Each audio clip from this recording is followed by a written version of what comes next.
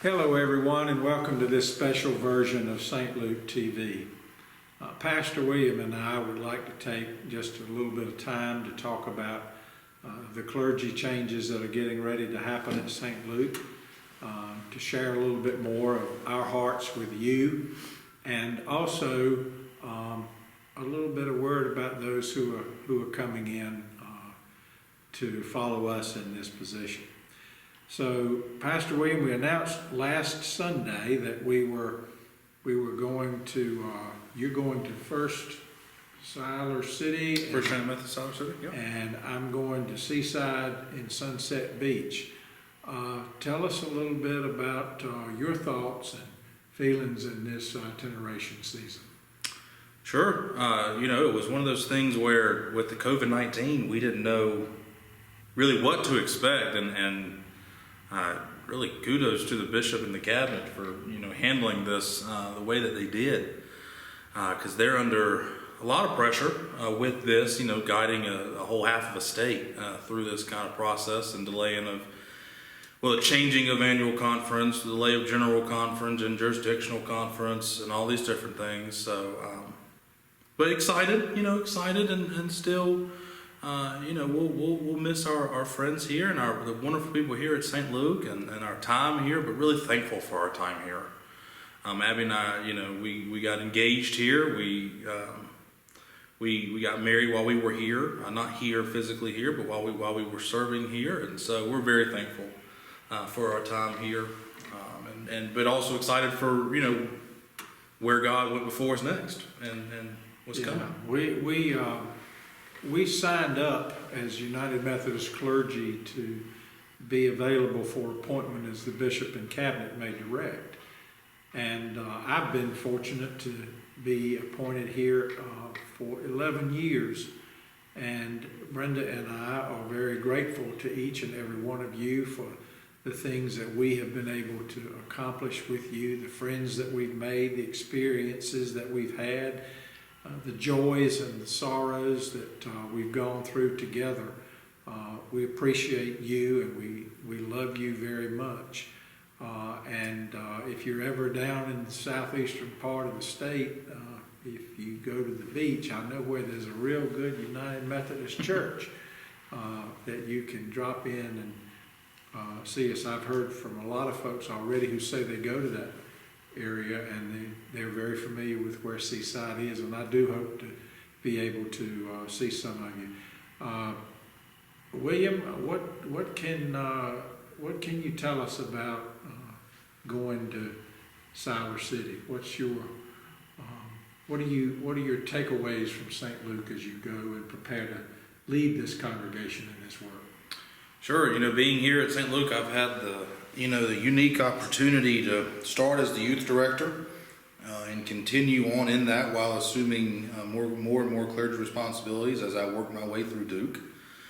So I got to see the church work from a program side and from an administrative side, and how those two complement each other and work with each other, which I think will give great, it's a great experience to have. Going into another congregation, into more of a leadership role as the lead pastor there. So, just the different opportunities I had here of the freedom to learn, while also the freedom to make a mistake and have someone to kind of sit there and say he didn't know what he's doing yet.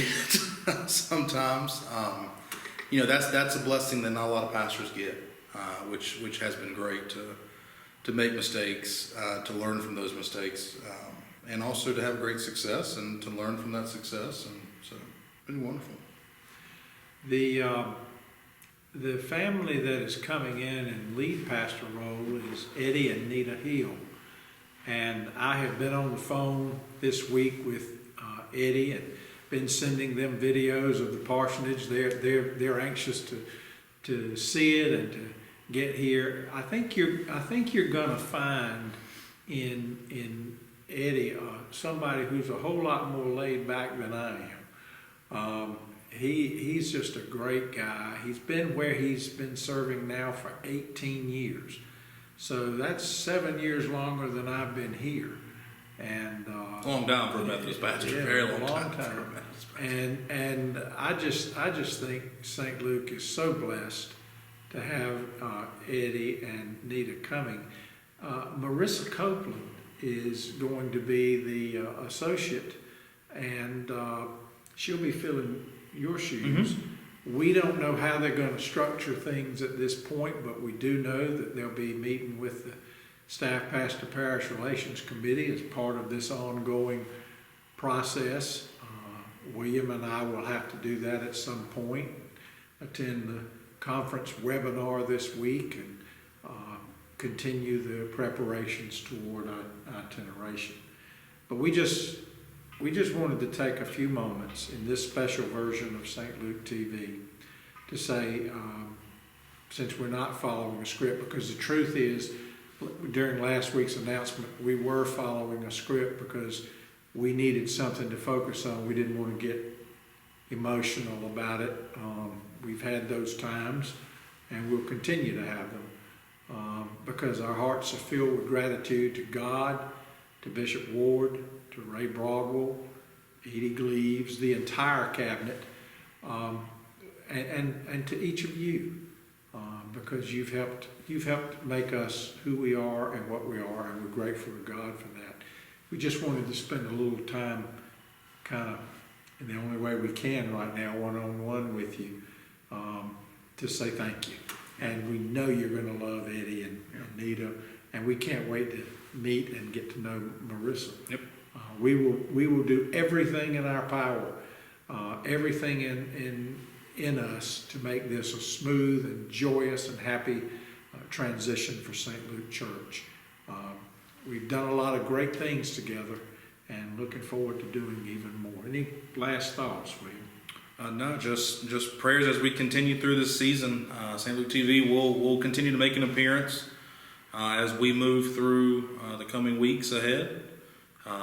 Just always, you can listen to our podcast too for a little for some discipleship, for a Bible study, and we're doing Disciple Fast Track there. So ministry doesn't stop, though it's different. Ministry doesn't stop here. And the conference is hard at work. The Global United Methodist Church is hard at work, and the district and the local church, we're all hard at work, and we're going to come through this soon, and hopefully we'll be able to be back in worship together again real soon. That's kind of the biggest hope and prayer we have. I think that's for every church right now. We just want to get back together again, especially those who have upcoming moves. We want to get back together before those moves happen, if we can. We want to do what's safe. Now, you got to help me, because I'm still watching you do all this technological stuff. Is this one of those things we do where you can put the phone numbers up on the screen? Yep, right down here at the bottom. We can even kind of point to it. It's not there yet. Yeah, we can point to it. Right there. Okay. Well, what I want you to do when you edit this is to put up our phone numbers, Okay. and Pastor Judy's phone number, Okay. so that if there's anything going on that we can assist with in a pastoral way, you will get in touch with us and let us know. We're accessible as much as we can be in all of this, and we just want to make sure that we do that. Sure. So please continue to pray for your church. Please continue to support it with not just your prayers, but your continued presence in our virtual settings, even podcasts, your gifts, which are helping us to continue to do the things that we're doing for you, and we want to do even more. So please continue to give, and you can mail it in or drop it off on Sunday down by the Williams lobby between 10:30 and 11:30. And I know that you're just anxious to be in all kinds of ways that you can serve and live into your vows of witnessing the love of Jesus Christ. And I want to encourage you to be spending a lot of time in prayer and thinking about what that's going to look like when we get back. I think when we are able to get back together, having had this pause, I think that this is going to be a great time for the church going forward. I think it's going to be a time to refocus and allow the love of God and the love of one another to just strangely warm our hearts. I don't think I stole somebody's words. I think the Methodists own that. I'm about to say, I think it's part Yeah. of the denomination now. Yeah. So may your hearts be strangely warmed as ours are strangely warmed every day by God's love at work in our life. So for Pastor William and Pastor Gene, God be with you till we meet again.